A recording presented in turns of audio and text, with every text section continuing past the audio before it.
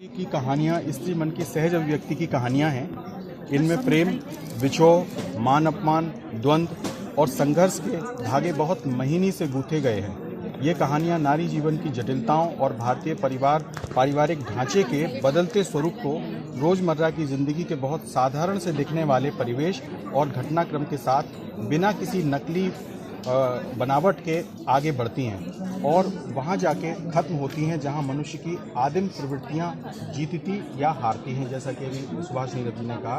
पर ऐसे में भी ये कहानियाँ जीवन की उदात्तता और अपना कहानीपन बचाए रखती हैं। आजकल जो हम लोग देखते हैं कि कहानियाँ हम पढ़ते हैं तो उनके शिल्प में कहिए या कथ्य में कहिए, कहीं ना कहीं हम ये देखते हैं कि कहानीकार खेल रहा है, कहीं ना कहीं जीवन से या पात्रों से एक बनावट है। हम सब करते हैं अपनी सीमाओं का अतिक्रमण करने की, सब कहानीकार करते हैं कि हमें कुछ ऐसा करना है कि इस बार हम कुछ नया कर पाएँ, लेकिन कई बार हमें उसमें ये देखना चाहिए कि कहीं वो जीवन की जो उदात्तता है वो तो नष्ट नहीं हो रही, कहीं ऐसा तो नहीं है कि वो जीवन ही नकली और बड़ा प्लास्टिक और सिंथेटिक बना जा रहा है कि ऐसा जीवन होता ही नहीं है। तो इन कहानियों में कहीं हमें वो नहीं दिखता है। कहानियाँ बहुत नेचुरल एस्पेक्ट के साथ, बहुत सहज प्रवृत्तियों के साथ अंत होती हैं।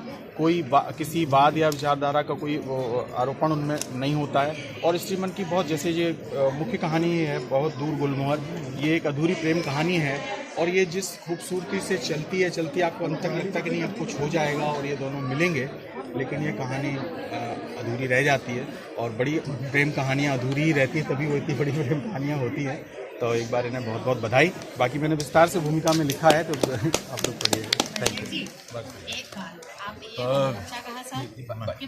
कहानियाँ अक्सर अधूरी रह जाएगी, बिल्कुल। ये सबसे अहम चीज है। नहीं तो फिर वो हम लोग जैसा शादीशुदा आदमी हो जाता है, फिर अधूरी रहती है। जो कहानियाँ होती हैं वो बेशक पूरी हो जाती होंगी।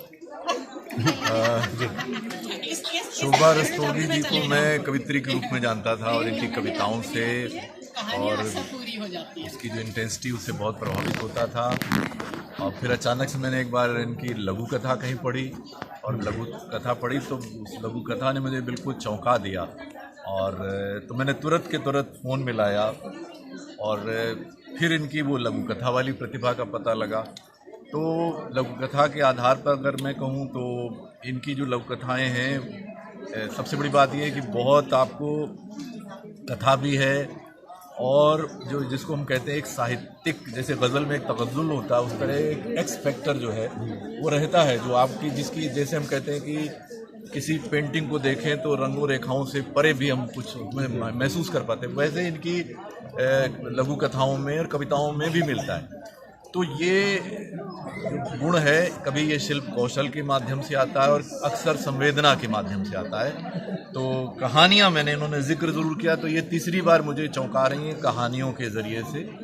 और कहानियाँ मैं पढ़ूंगा, चूँकि पढ़ी नहीं इसलिए कोई सब कहानी वालों ने बात कही दी है, फिर उसके बाद मैं शायद लिख के बताऊंगा। और अगली बार मैं चाहता हूं कि जैसे अंजू शर्मा ने मैंने कहानी पढ़ी और उन्होंने कहा इसको तो नॉवेल बनना चाहिए और वो बन गया। तो मैं अब चाहता हूं कि शोभा जी इसी तरह मुझे उपन्यास लिख करके चौंकाएं और ये लेखन यात्रा चलती रहे। मैं इनके अंदर एक कमी है उसका भी मैं बखान कर दूं, और वो कमी मेरे अंदर भी है। वो ये है कि ये खुद अपने आप को बहुत लेखन में वो मानती हैं। हाँ, तो मैं कहना चाहता हूँ कि आप बहुत समर्थ और प्रतिभावान लेखिका हैं। अपने लेखिका का सम्मान करिए और बिल्कुल इसको कहते हैं कि पूरी तरह से साहित्य में आ जाइए। बहुत बहुत शुभकामनाएं। मेरी बड़े किताब जो आई है वो कहानियाँ तो मैंने लिखी है, लेकिन किताब आने का एक प्रमुख कारण अंजू शर्मा। तो अंजू और मैंने समर्पित भी अंजू। ऐसे ही दोस्त हम सब एक दूसरे के लिए कारण है, मेरे लिए भी कारण खड़े हैं। तो ये सब चीजें हैं। जैसा कि वाजपेयी जी ने कहा, पहले तो शोभा जी को बहुत बहुत बधाई, किताब आखिरकार आई। दूसरी बात, जो ये वाजपेयी जी ने अभी जो कहा ना कि शोभा जी अपने, इनकी मैं कमी पहले बात करना चाहूँगी, खूबी की बात तो बहुत हुई है, कमी वही बिल्कुल वही अपने को लेके इतना ज़्यादा लो, मतलब वो हमेशा रहती हैं। और मुझे इनकी कहानी पढ़कर बहुत बेचैनी होती थी। बेचैनी इस बात की होती थी कि आप आगे क्यों नहीं आ रही हैं, क्योंकि ये भी एक मतलब ना रचना प्रक्रिया का पूरा एक हिस्सा है कि अगर आप लिख रही हैं तो उसको आगे बढ़ाना भी, आप लिखकर उसे रखे जा रही हैं तो ये मतलब ठीक नहीं है, ना साहित्य के हित में है और ना ही रचनाक्रम के में, तो वो मैं हमेशा इनको पुश तो करती रहती हूँ। और अब मुझे भी वही उम्मीद है कि एक कदम आगे इससे बढ़ाएं।